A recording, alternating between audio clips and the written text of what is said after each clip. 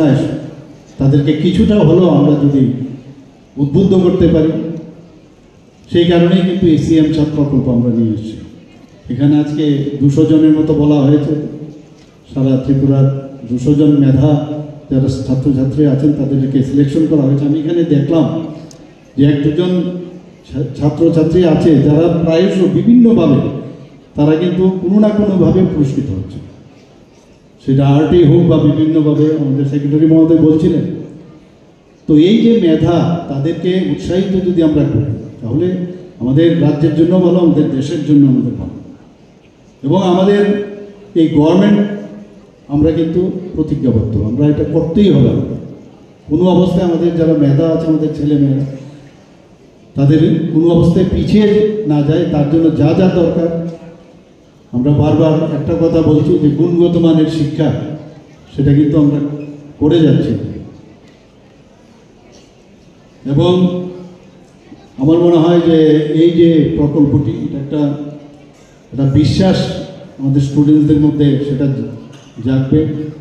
এবং আগামী দিন যারা এই কম্পিটিশনের যে হেলদি কম্পিটিশন, আমার কাছে যা ইনফরমেশন আছে এই সিএম 7 বিভিন্ন ক্যাটাগরিতে বিভিন্নভাবে এত সুন্দরভাবে ট্রান্সপারেন্সির সাথে সিলেকশন হয়েছে।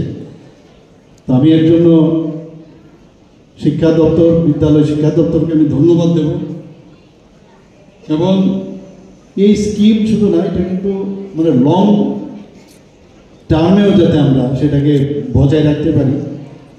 আমরা আমাদের এই সরকার আসার পর আপনারা খেয়াল করেছেন যে যে প্রকল্পগুলো হয়েছে, আমরা কিন্তু সেইগুলোকে কন্টিনিউয়াসলি আমরা কিন্তু সেগুলো আমরা তার উপর কাজ করে যাচ্ছি।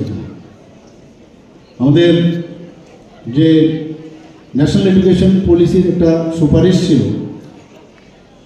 যে যেটা নিপুণ, আমাদের নিপুণ ত্রিপুরা প্রকল্প, আমরা সেটা কিন্তু সেটা এখানে এস্টাবলিশ করি। প্রথম শ্রেণীতে যারা ভর্তি হয় এবং নবম শ্রেণী পর্যন্ত তাদেরকে বিদ্যা সেতু মডিউল, আমাদের যে কেন্দ্রীয় শিক্ষা মন্ত্রক, আমরা এটা শুরু করার পরে ওনারা এসেছিলেন এখানে এবং ওনারা উচ্চ প্রশংসা করেছেন। অঙ্গনওয়াড়ি সেন্টার যারা আছেন, ছোটো ছোটো শিশুরা আছেন, তারা যাতে বিদ্যালয়ের পরিবেশের সাথে খাপ খাইতে পারে, মানে প্রপারলি অ্যাক্লিমেটাইজেশন হয়, তার জন্য আমরা মিশন মুকুল কর্মসূচি আমরা চালু করেছি। শুধু তাই নয়, যারা প্রথম শ্রেণী থেকে অষ্টম শ্রেণী যারা ছাত্রছাত্রীরা এবং শহর, এখানে আমি এই শহরের যে কার্যক্রম এখানে আমি শুরু করেছিলাম, এখনও বিভিন্ন সময় সেটা নিয়ে আলোচনা হয়।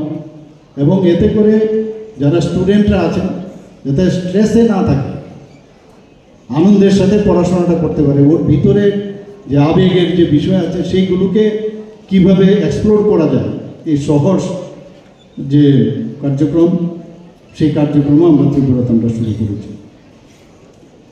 PM পোষণ প্রকল্প, সেটা নিয়ে যাতে এটা প্রপারলি ইমপ্লিমেন্টেশন হয়, মিড ডে মিল যাতে প্রপারলি সব জায়গায় যায়। অনেক সময় পত্রপত্রিকায় আসে, সেগুলো নিয়ে আমি কয়েকবারই বলেছি, সবকটার মধ্যে কিন্তু মনিটরিং আছে এবং আরও প্রপারলি যাতে মনিটরিং হয় তার জন্য আমাদের